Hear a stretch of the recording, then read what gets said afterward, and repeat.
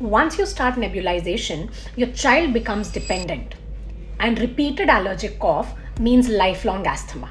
Is that true? No.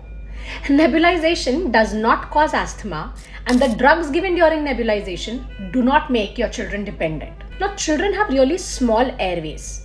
Even mild allergy or infection, they cause swelling around those tiny tubes. Smaller airway plus swelling, narrowing, which causes even more cough and wheezing. Nebulization simply delivers medicines into these airways so that the inflammation around the airways opens up. It treats the narrowing. It does not create disease. Some children have airway sensitivity because of genetics. Many improve as their lungs will grow in size and their airways become bigger in size.